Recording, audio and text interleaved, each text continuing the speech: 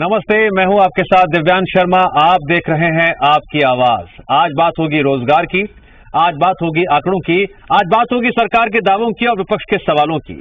3 साल में 5 लाख युवाओं को नौकरियां दिए जाने को लेकर प्रदेश में सियासी घमासान तेज हो गया है। इस दावे को लेकर बीजेपी और कांग्रेस के बीच जुबानी जंग छिड़ गई है। अब सवाल यह है, सरकार के दावों के बीच विपक्ष के सवालों में कितना दम है। आज करेंगे इसी मुद्दे पर चर्चा। आंकड़ों पर आर पार, छत्तीसगढ़ में पिछले 3 साल में कितना बड़ा रोजगार। बन रहे हमारे साथ, जुड़ेगा एक खास पैनल भी, लेकिन उससे पहले देखिए ये रिपोर्ट।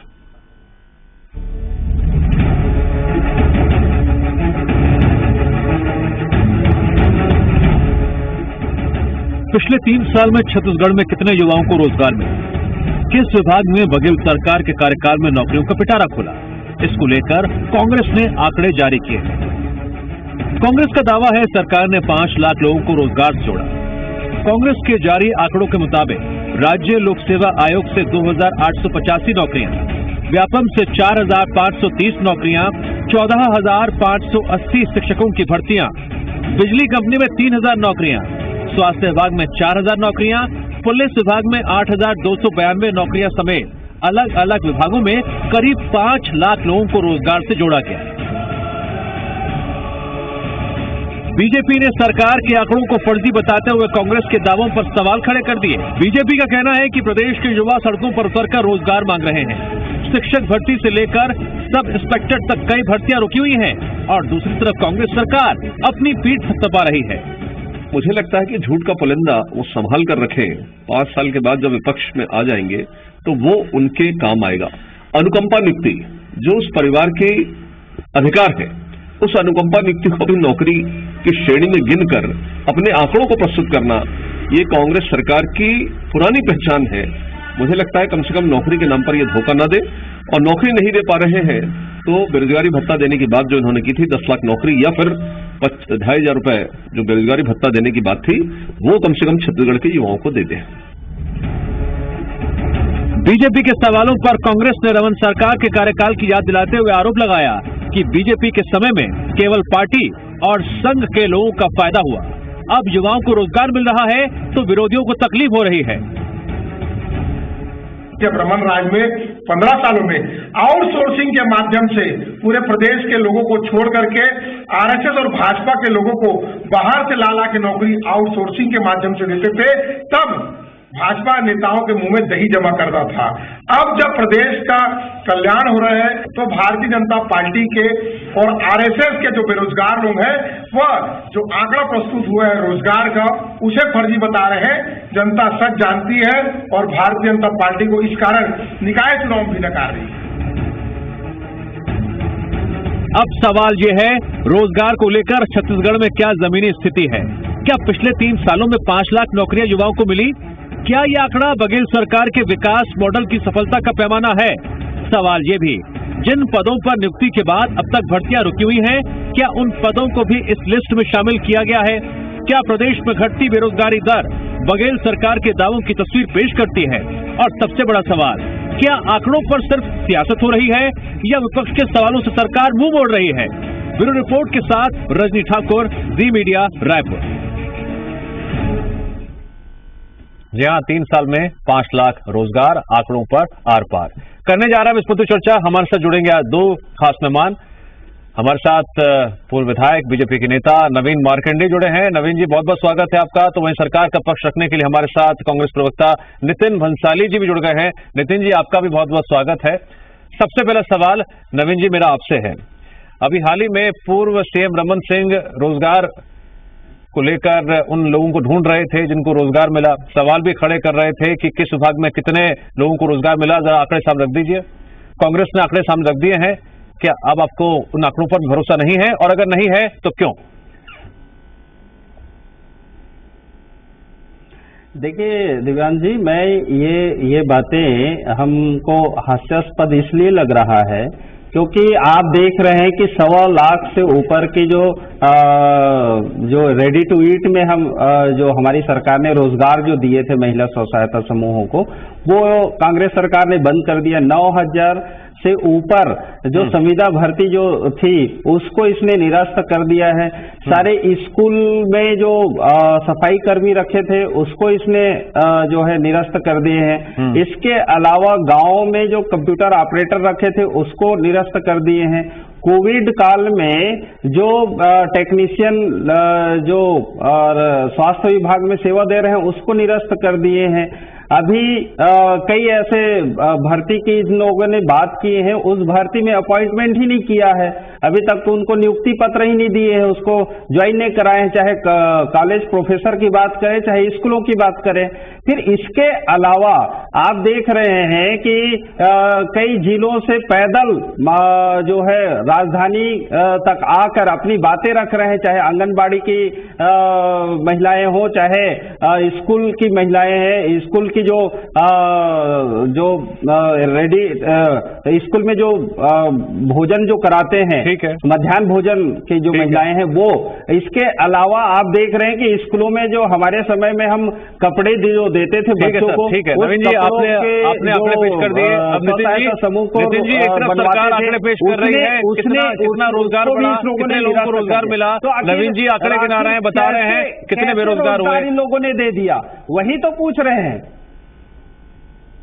अरे नवीन जी अपने 15 साल के आंकड़े बता दें, मैं आपको बताता हूं 45 लाख युवा इस प्रदेश में रजिस्टर्ड बेरोजगार थे।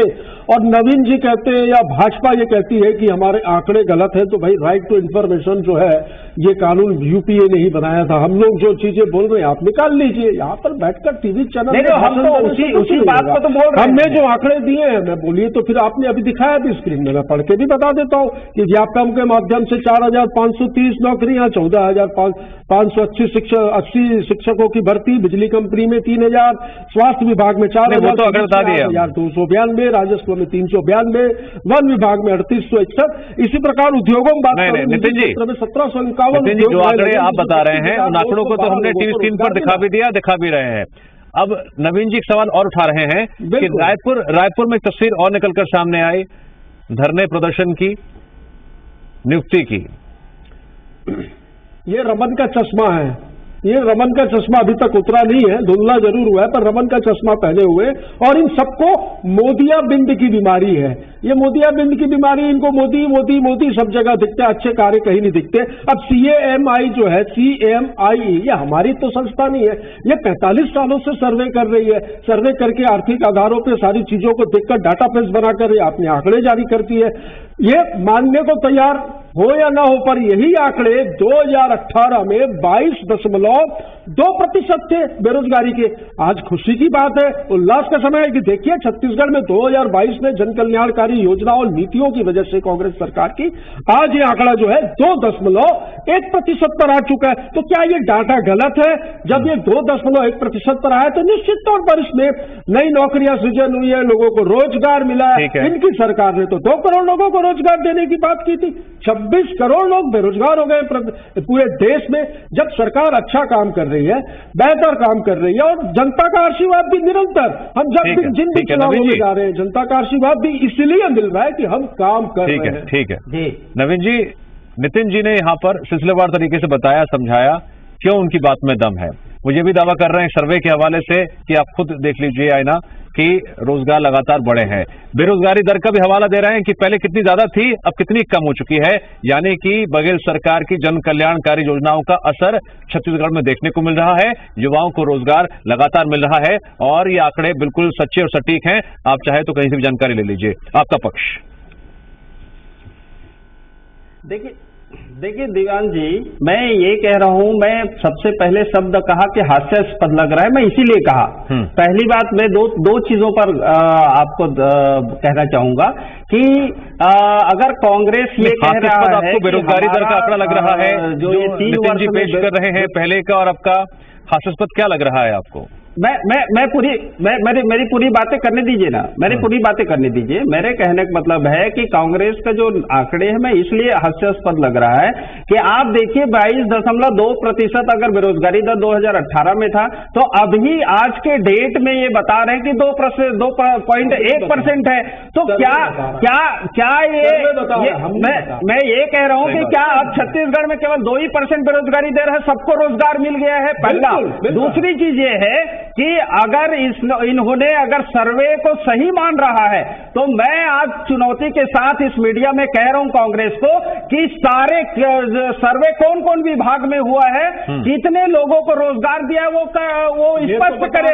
अब रही बात ऐसा है, तो मैं ये कह रहा हूं दिव्यांग जी, मैं ये कह रहा हूं कि अगर ये गोबर बिनने वालों को भी अगर रोजगार की श्रेणी में खड़ा कर दिए हैं, अगर ये मजदूर रोजी मजदूरी कर रहे हैं, उसको भी रोजगारों के रोजगार खड़ा कर रहे हैं, अगर ये और भी अन्य सारी चीजों को जो डेली मजदूरी जो कर रहे हैं लोग, वही तो कह रहा हूँ। मैं छत्तीसगढ़ में ये पूछ रहा हूँ दिव्यांग जी, मैं एक शब्द और कहूंगा, मैं छत्तीसगढ़ में ये पूछ रहा हूँ कि हमारे छत्तीसगढ़ में जो टेक्निकल, जिसको प्रधानमंत्री स्वरोजगार योजना के अंतर्गत और आपके टेक्निकल मुख्यमंत्री जो ये स्किल डेवलप, हाँ मैं कह रहा हूँ स्किल डेवलपमेंट के अंतर्गत कितने लोगों को स्किल डेवलप किए हैं और उसको कितना रोजगार दिए हैं, और पढ़े लिखे जो बेरोजगार जो लोग हैं उसको कितना रोजगार दिए हैं। मैं ये चुनौती देता हूं कि इन सारे आंकड़ों को मैं ये कह रहा हूं कि चुनौती देता हूं कि उसको आप जो है वो जारी करें, श्वेत पत्र जारी करें ना।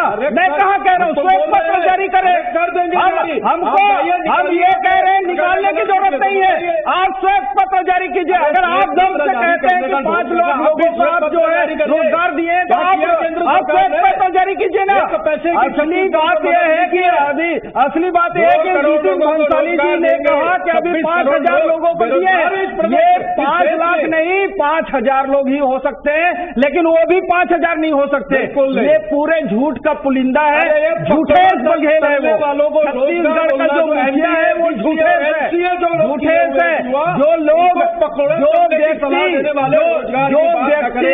जो व्यक्ति गोबर को भी रोजगार बना दे, वो सबसे बड़े झूठेस है, वो सबसे बड़ा झूठेस है। वो झूठ को बेच नहीं सकते, छत्तीसगढ़ के लोग जानते हैं। जिसको वादा किया है 3 साल पहले कि अगर इसमें बेरोजगारों को 2,500 रुपए देंगे, उसको भी नहीं दे पा रहे हैं।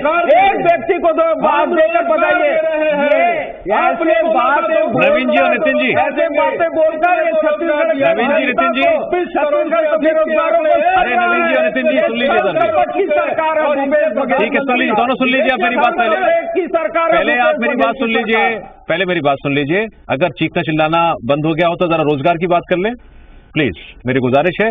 आपने नवीन जी बोला, नितिन जी से मेरे को सवाल लेने दीजिए। नितिन जी, सवाल यहाँ पर आंकड़ों का है या फिर सियासत का है या फिर जमीनी स्थिति का भी है? क्योंकि अगर हम तस्वीरों के मद्देनजर समझने की कोशिश करें, नवीन जी रेडी टू ईट योजना की बात कर रहे थे, किस तरह स्व सहायता महिलाओं को हमने प्रदर्शन करते हुए देखा, मांग करते हुए देखा।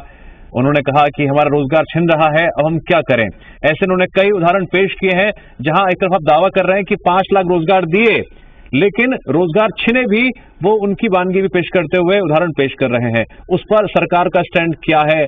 क्या उन आंकड़ों को सरकार नजरअंदाज कर रही है क्या? ये रेडी टू ईट पे आए हैं, मैं रेडी टू ईट का भी जवाब दे देता हूं।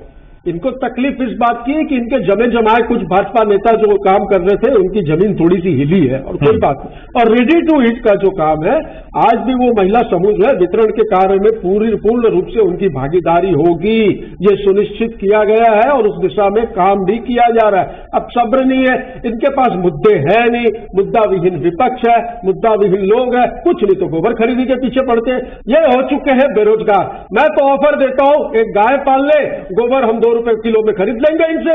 अभी एक भी जगह गोबर खरीदी नहीं चल रहा है, एक भी जगह गोबर खरीदी नहीं चल रहा है, जो कि पूरी एक जगह का आप बता दो, गोबर खरीदी चल रहा है।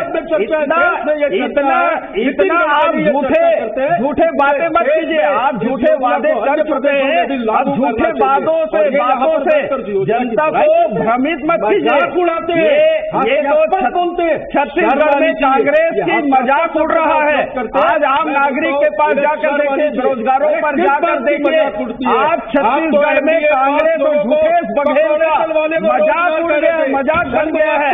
शर्मनाक तो यही है कि झूठे छत्तीसगढ़ के मुखिया होकर छत्तीसगढ़ के मुखिया होकर गलत जानकारी दे रहा है। सवाल नवीन जी, सवाल नवीन जी, सवाल झूठ का पुलिंदा साबित कर रहा है। अगर चिल्लाते चिल्लाते आप थक गए हों तो जरा सवाल ले लीजिए। जनता के साथ जो धोखा हुआ है उसे कभी छत्तीसगढ़ की जनता मानेगा, ठीक है, बर्दाश्त नहीं कर पाएगा। ठीक है नवीन जी, अब सवाल ले लीजिए मेरे से।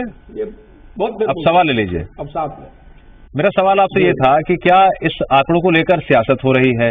अगर आपको इन आंकड़ों पर विश्वास और भरोसा नहीं है तो उसके पीछे कोई पुख्ता तर्क दीजिए। पहली चीज, आंकड़े हर प्रदेश सरकार की तरफ से पेश किए जाते हैं। बेरोजगारी दर को लेकर भी जो आंकड़े सामने आए हैं उसके मद्देनजर भी सरकार ये दावा करती है, मैं हर प्रदेश सरकार की बात करता हूं, कि बेरोजगारी दर घटी है, यानी कि रोजगार बढ़े हैं। ये दावा हर सरकार पेश करती है, जो दावा बघेल सरकार ने पेश किया है। तो फिर इसमें आप नुक्ताचीनी क्यों निकाल रहे हैं? क्या इसके पीछे का तर्क है आपका? देखिए दिव्यांग जी, आप रोजगार की श्रेणी में किसको लेते हैं? क्या आप डेली जो वर्किंग करके लोग अपने जीवन यापन कर रहे हैं, कहीं भी रोजी मजदूरी करके, उनको क्या आप रोजगार की श्रेणी में ले रहे हैं क्या? अगर इसको रोजगार की श्रेणी में ले रहे हैं तो क्या ये जीवन में और कभी रोजी मजदूरी नहीं किए थे किसी के यहाँ, या किसी आम फैक्ट्री में, या कहीं दुकानों में, या कहीं जो भी होगा प्राइवेट सेक्टरों में, तो क्या वो कभी काम नहीं किए थे क्या, जिसको आप अपने जो बोल रहे हैं कि ये हमने रोजगार दिया? आप ये बताइए ना कि छत्तीसगढ़ शासन ने कितने रोजगार जो है क्रिएट किए हैं और उस रोजगार में हम कितने लोगों को भर्ती किए हैं। आप इतना ही बढ़ा रहो। अब ये नहीं, ये इस चीज के लिए अभी मान लो जाए नितिन भंसाली जी ने कहा कि हम छत्तीसगढ़ में जो स्किल्ड या जो पढ़े लिखे बेरोजगारों को रोजगार दिए, उसने कहा कि 5,000 को दे रहे हैं। तो भाई आप जब 5,000 को रोजगार दे रहे हैं, स्वीकार कर रहे हैं, नितिन जी आखिरी सवाल, नितिन जी आखिरी सवाल, नितिन जी आखिरी सवाल, एक मिनट। नवीन जी आखिरी सवाल लेना है मुझे।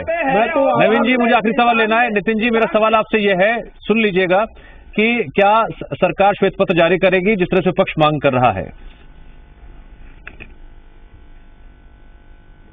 सरकार श्वेत पत्र जारी करेगी नहीं करेगी, ये सरकार में जो बैठे हमारे बड़े लोग हैं वो बताएंगे, और कर भी देंगे। अरे हमने बिल्कुल सच बोला, हम पीछे नहीं हटेंगे।